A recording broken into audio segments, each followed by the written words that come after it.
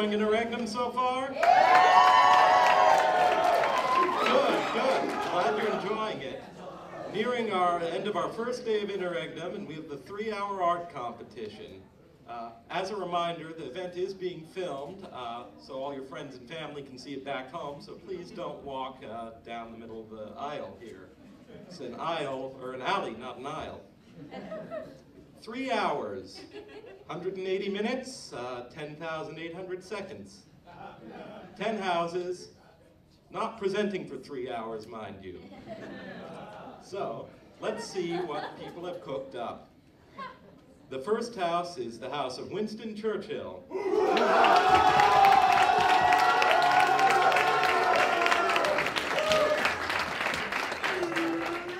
The house of Dietrich Bonhoeffer will be up next, so please go to the staging area and take it away, Churchill men.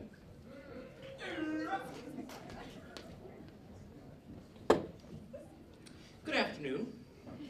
Before I launch into the presentation of this particular piece, I would like to make note of an inspiring and magical reality. Prior to 1 o'clock, none of these works existed. But through the hands of King's finest artists, art imbued with meaning and sentiment has come into this world. If we could give a hand to all these talented artists, that'd be nice. They have done some amazing work.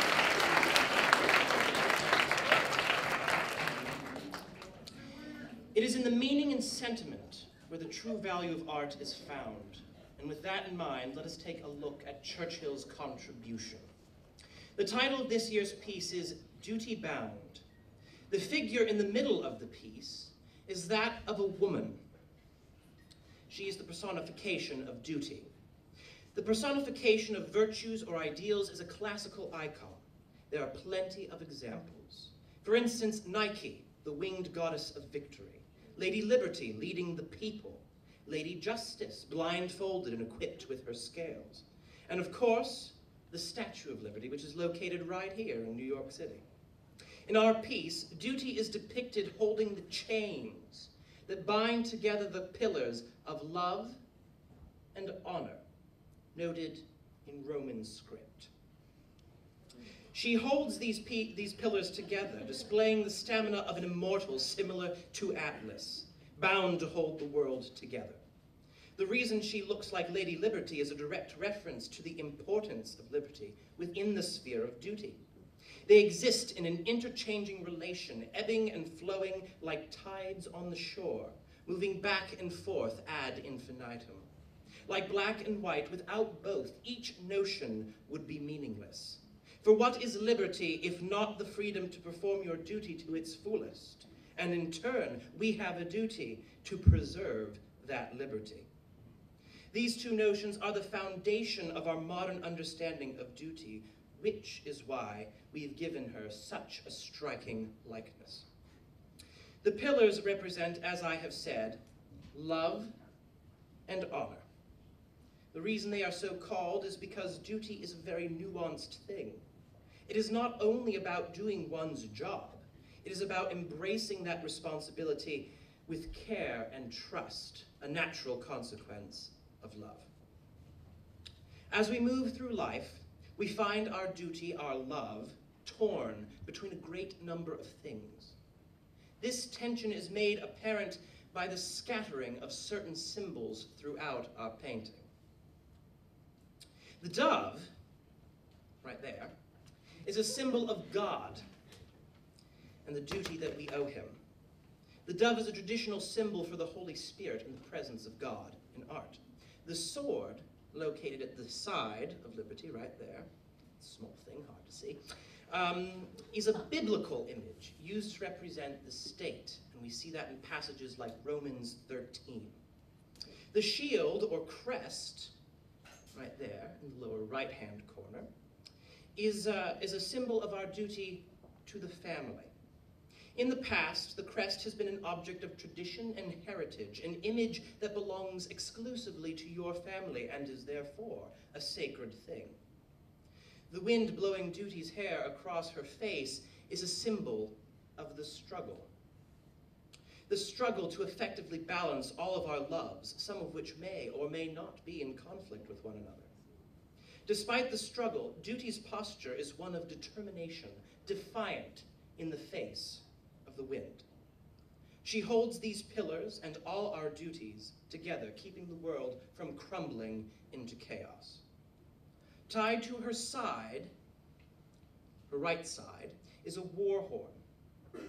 The horn is traditionally a symbol of vigilance and wariness, something we must always have when seeing to our duty.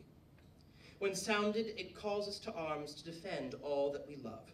It is like Susan's horn from Lewis's Chronicles of Narnia. Whenever blown, help will always come. Above the action of the scene is the sky. As you can see, one half is day, the other night, sun and moon. This represents the eternal nature of the struggle to uphold one's duty. She holds the pillars not for any realizable goal, but for the sake of duty itself, and that is why she is there. The struggle is never ending, never yielding, and yet we carry on, not without great sacrifice, yet we carry on nevertheless. Below the action of the scene is the green land, and this is a symbol of the Garden of Eden. Eden is itself a symbol of duty. That is where mankind was charged with the task to be fruitful and cultivate the world. This is our original and God-given duty. When duty is perfectly upheld, there will be no need for chains, no crumbling pillars, only a land that works in harmony, peace, and love. Thank you.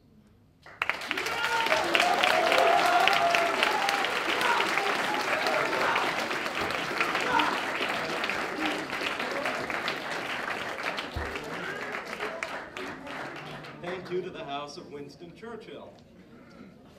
Like I said, next up is the House of Dietrich Bonhoeffer, and after that, if Truth would kindly move to the staging area, they will be next. But without further ado, and I can't be biased here, but I will ask for a big round of applause for the House of Dietrich Bonhoeffer.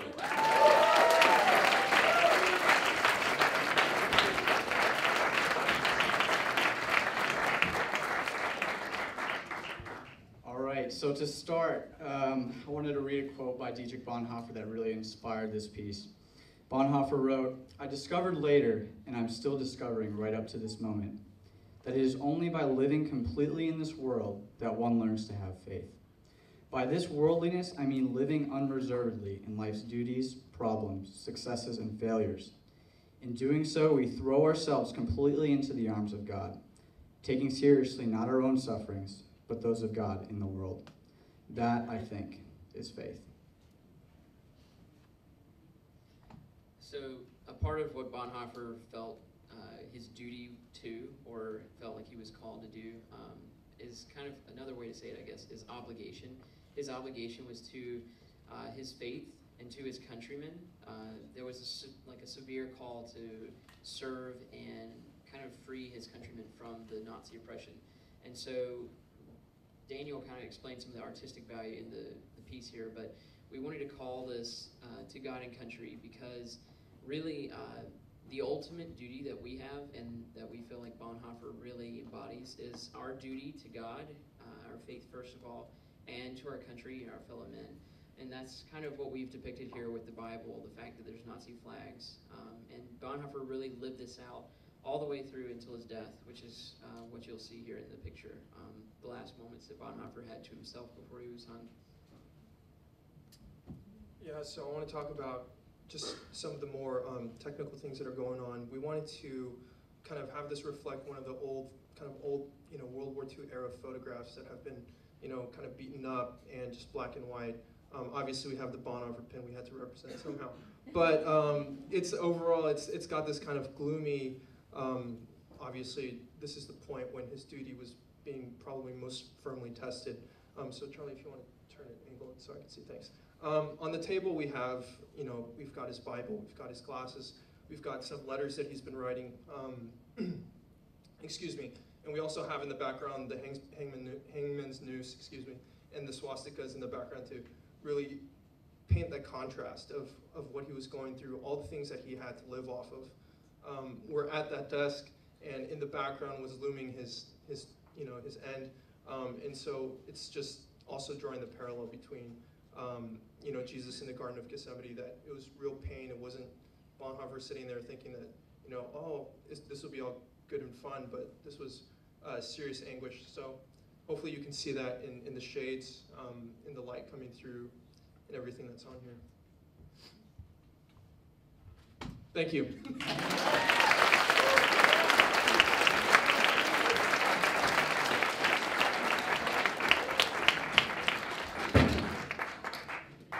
Well, thank you, Bonhoeffer, to that wonderful presentation. Next, we have the house of Anthony.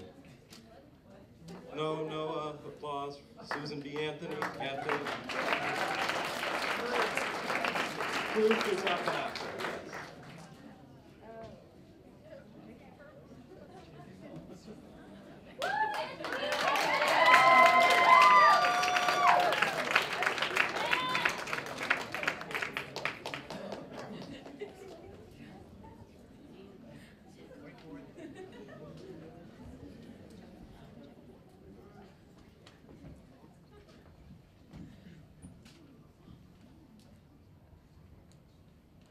Okay, so when most people think of New York City, and when most people come here, they think of, the big, important buildings, and they usually have dreams, such as going on Broadway or working on Wall Street or in the Empire State Building.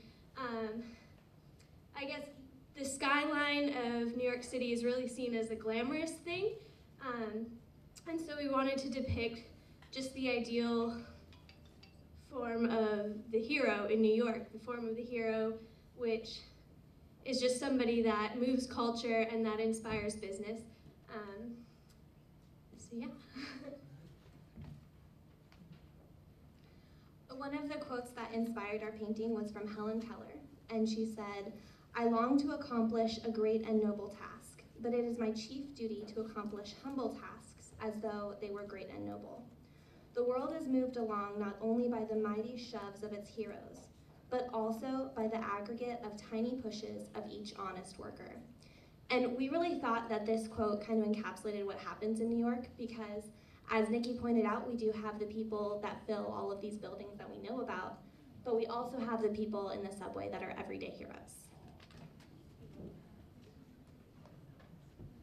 Okay, so the main idea that we were going for is the foundations of duty, which build us up to be able to achieve the larger picture of the more like leaders of strategic institutions, as is encouraged at King's, which starts in the kind of like the bottom and builds up. So we had a few different aspects of duty which we depicted specifically, which were a couple like public servants, and so it's kind of a duty to our society and to our nation, as well as someone in the army, and then a student, a duty to education and to kind of just your citizenship, as well as the nun giving the money to a homeless person, which is your duty to the poor, and also the extremely important duty of family and work as well. So duty starts underground and it builds up. So our painting is called Underground, and that's all.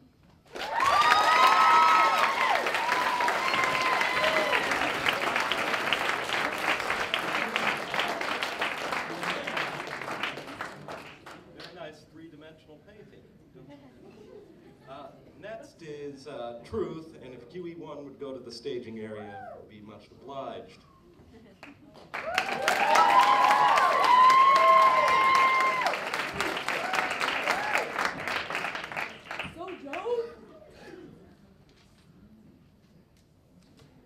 Holocaust survivor Elie Wiesel once said, "The opposite of love is not hate, it's indifference.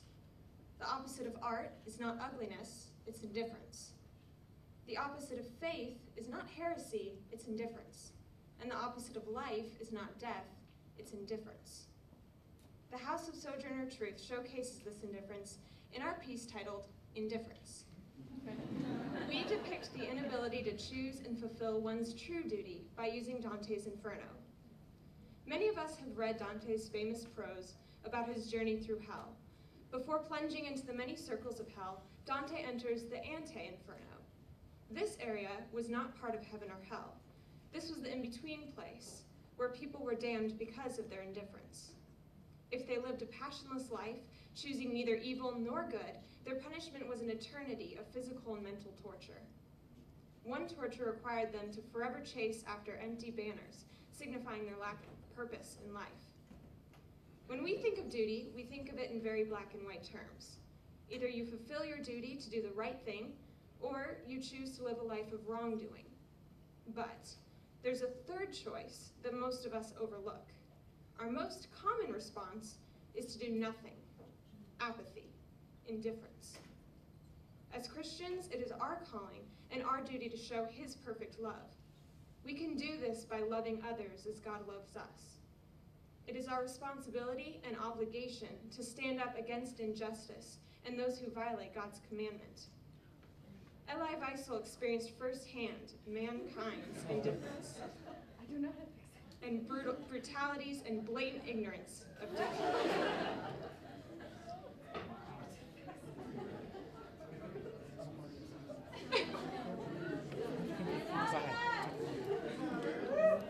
Tell Andrew you got it.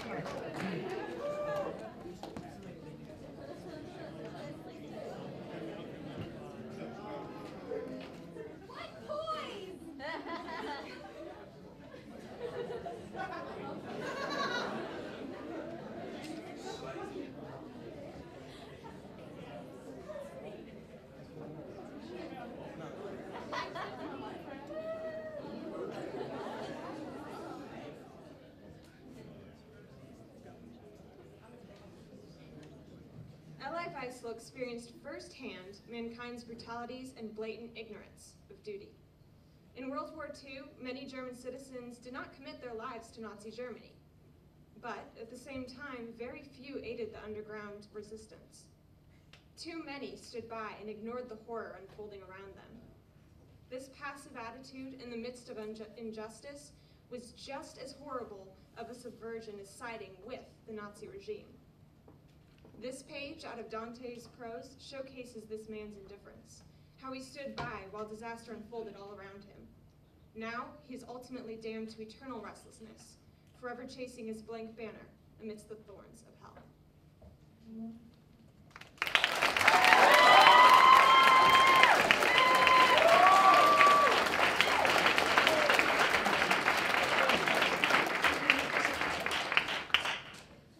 First fire drills, now blackouts.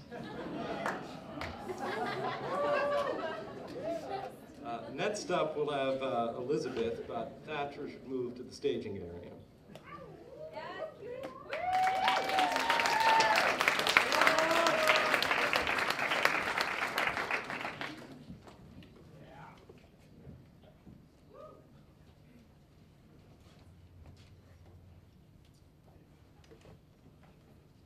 When you're first asked to visualize duty, most of us may find it simple to see it in action, to see someone performing a dutiful act. You can see a soldier out on the field. You can hear about acts of rescue by a firefighter, but what people initially talk about is a feeling, a sense of duty that can't be articulated by words. In Jeremiah 31, verse 31 through 34, it talks about the new covenant, that God has written the law on the hearts of man. Whether we are Christians or not, the sense of duty stems from the convictions and beliefs that we hold to. This man is presenting his anchor, the firm foundation that he rests on, as where he places the sense of duty, whether his duty is to his family, to his government, to a brotherhood. It is there because God is the one who's placed it there. God calls Christians with a higher calling, but it is the love we have the capacity for, the responsibility to hold to the truths we see, and the morals and ethics as every man. The world in the background that we have is kind of pulling at him at 3 different spots, and it's trying to smear his form into the background. It's trying to smear his form, but he stands against the distractions of the world, not trying to let it cause him to stray from what he truly believes.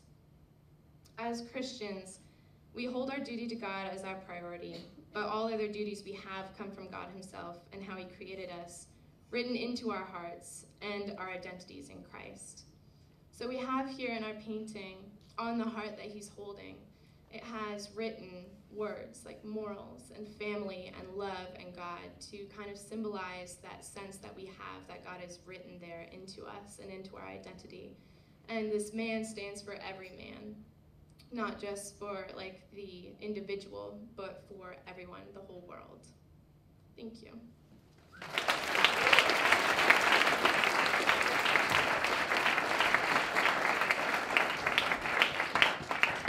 My goodness, the judges are going to have a difficult time. All of these paintings are absolutely lovely.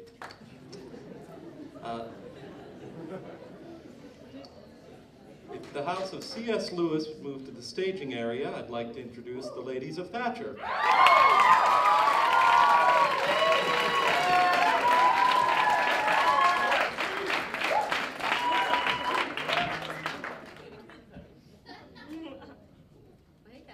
Hey, Naya, should we go to the mics? Can people hear us? Okay, we'll move to the mics. Hey, everyone. Genesis 1:26 said, "And God created man and woman in his image. Man and woman he created them. And he told them, be fruitful and multiply, fill the earth and subdue it. Take care of every living thing, the birds in the air, the fish of the sea, and everything that grows." This verse is something that we at King's, and I'm sure people other places, affectionately call the creation mandate. And what this shows is that it is our duty as man, the first duty God gave us, to take care of his creation and to tend to it. It is our blessing and joy to take care of the nature that God has given us. This message speaks very loudly to our current generation, Generation Y, that is known for having a sense of entitlement.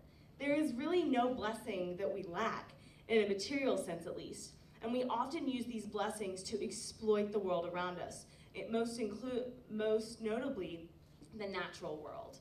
So in this piece, we have addressed Generation Y's duty to not exploit, but to preserve creation that God gave us. It shows our duty to creation. And as you'll see in the piece, and as Naya explains it further, the background is a subway map, and we put nature over it. So what we're not saying is that people should ignore the city or natural artifices just to take care of nature. We're saying that they should work together, that we should seek to create and glorify God in a similar way. But today, nature is often exploited for the benefit of the city, and that is what we are calling our entitled generation to try to change. So Naya, can you just explain how this piece came about? Yeah. So Catherine touched about like the symbiosis between like the city and the natural world, and what we really wanted to show was that through our painting. So everything that you see was recycled, like the map that's behind her was pulled out of a rubbish bin. And so we've laid that down first, and it's a map of New York City subway. Then we've overlaid this like really intricate etching that we use using X-Acto blades and like Trader Joe's bags. And we painted it over to make it beautiful because it was something that typically people would want to throw away. But so the intricacy of like the etchings and the cutouts like really signifies like the intricacy of like God's creation, and like right down to like the cellular, molecular level. So we've overlaid it to show like what has come before us, like our precedents and like the damages of industrialization. Like there's nothing we can do to change it. There's nothing, that we small forces like care for the environment. I mean, it's there. We can't ignore it.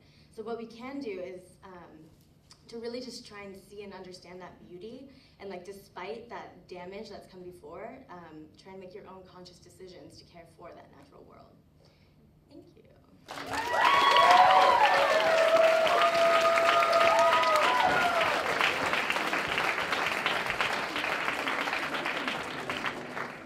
Very nice. Now, if the House of Reagan would move to the staging area, it is my duty to introduce the House of C.S. Lewis.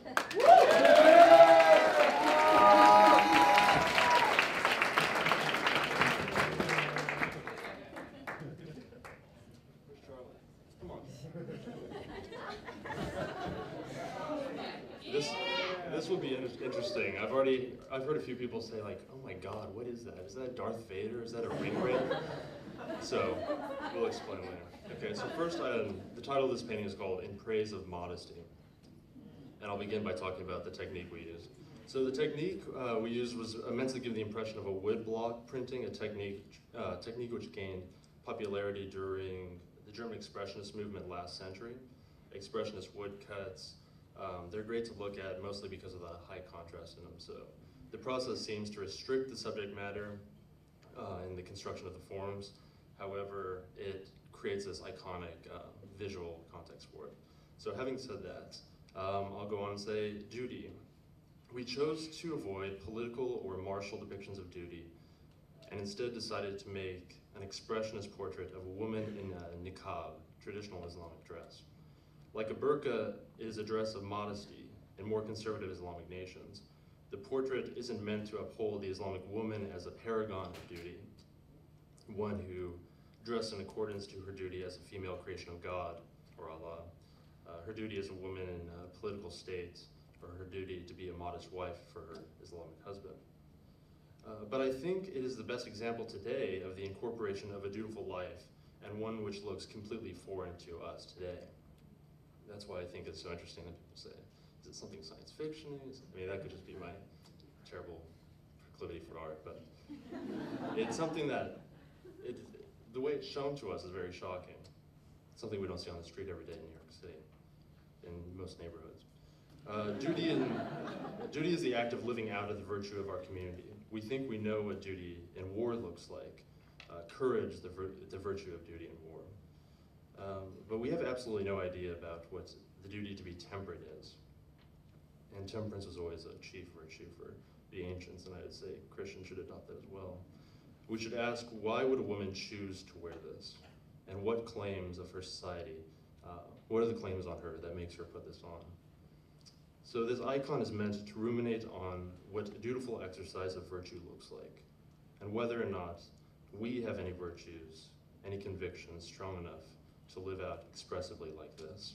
Thank you.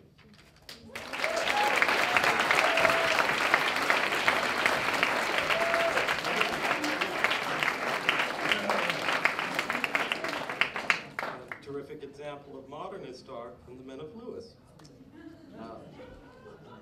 If the House of Ten Boom would move to the staging area, we now present the House of Reagan.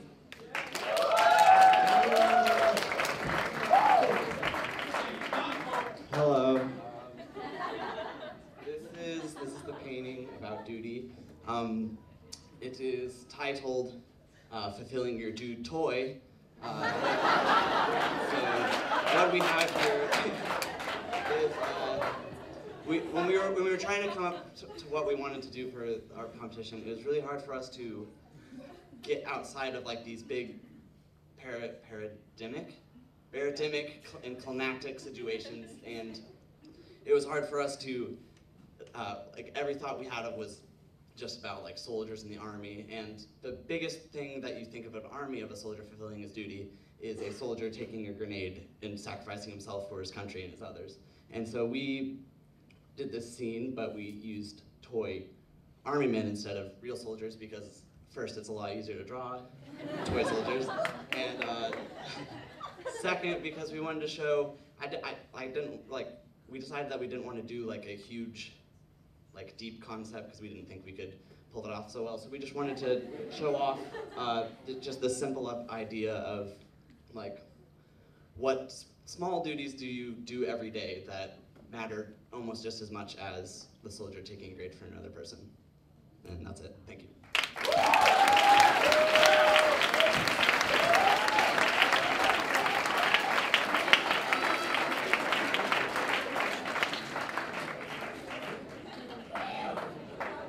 Boy, that one would match the color scheme in my apartment quite well.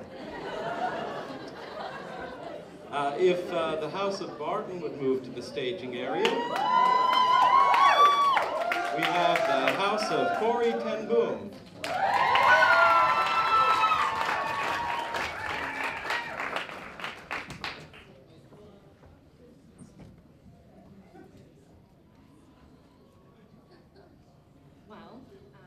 first like to begin with a story.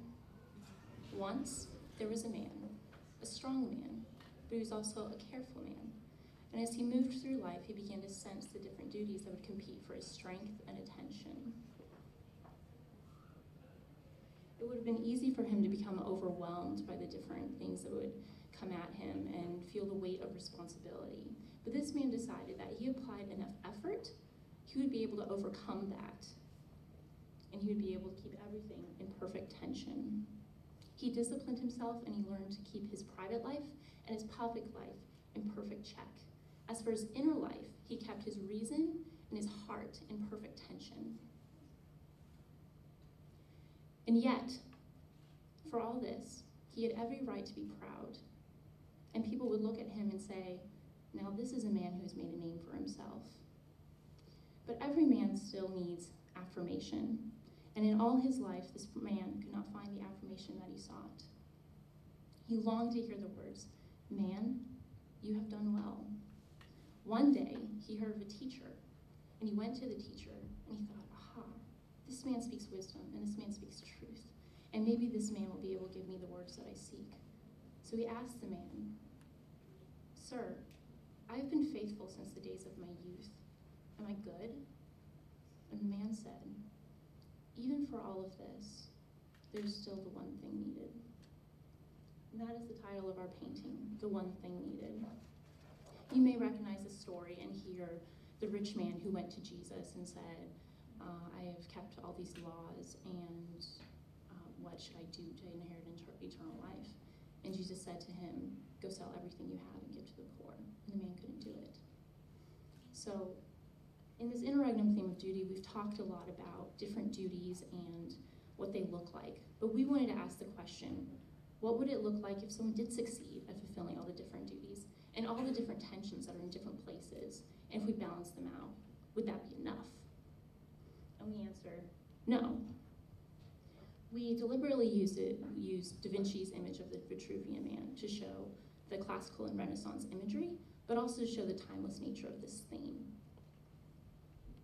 And we deliberately left out the center arms because we wanted to use the overlay to show how Christ fulfills the center in man and how it transforms all our duties.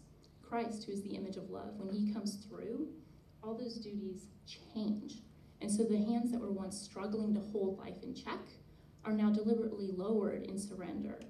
And the hands that were once lifted out of pride are now elevated in praise. And so we wanted to show that when Christ comes in and changes people, our duties change too. And even if we can't keep everything in check, it is through Christ that we can, and he fulfills the one thing needed. Thank you.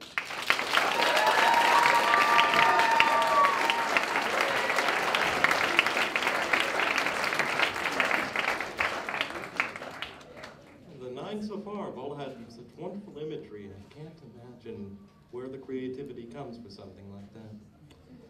Last but not least, we have our final the entry is the House of Clara Barton.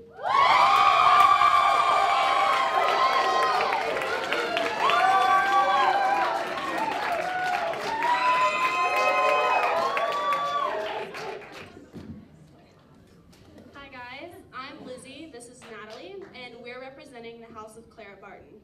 Our piece is entitled The Excavation, and we'd like to dedicate it to our faculty advisors, the Corbins. So, in our painting, we decided to explore the duty of the philosopher from Plato's allegory of the cave, but in a modern setting. So, very Kingsian. So, in the allegory of the cave, people have lived their entire lives chained down facing a wall. They're watching shadows being projected onto the wall by things passing in front of a fire behind them. The shadows are all they know, so the shadows have become their reality. The philosopher, who has been freed, has come to understand that the shadows on the wall are just that. In a modern, technologically advanced setting, emboldened by the Enlightenment, men believe that the cave can be excavated and that everyone can have access to truth and light. However, we've actually placed ourselves in an artificial cave, and we power it ourselves. The men in the artificial cave are chained by the plugs that power their artifices. The light that they face, however, is blinding. It isn't truth or reason, and it doesn't produce clarity or knowledge. The philosopher, who has freed himself, still has a duty to his fellow men to attempt to free them, to give them truth and light and reason. Once they're free, you'll notice a path outside the cave. The philosopher can't make them walk the path. Alone, he is not enough to save them. But once they've escaped and their cave and their eyes have adjusted to the natural light, they'll find this path that leads toward the ultimate source of light and truth, the sun. Pun intended. So, we've placed our cave on a rocky, barren ground and placed our most vibrant colors away from it in the sky and the mountains. The ground around the cave is barren because people have neglected their duty to be stewards of the earth. Our painting, the light in our painting, accurately depicts the difference between natural and artificial light. The sun is warm, bright, vibrant, and life-giving, but the artificial light coming from an iPad is cold, harsh, and lifeless. The people in the cave are silhouetted by a overly harsh artificial light. Only the philosopher, represented here by Plato, is not silhouetted, having found an entirely different kind of light.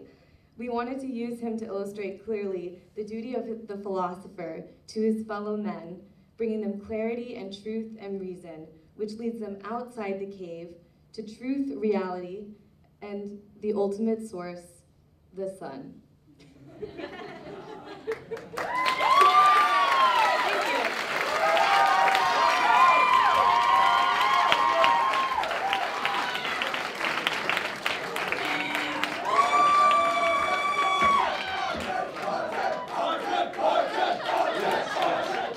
Thank you again, Barton. I heard a quote from St. Francis of Assisi recently that was, no, this isn't a joke, it's a quote. A laborer uses only his hands. A craftsman uses his hands and his mind to create, and an artist uses his hands, his mind, and his heart. So let's have a round of applause for all of our artists.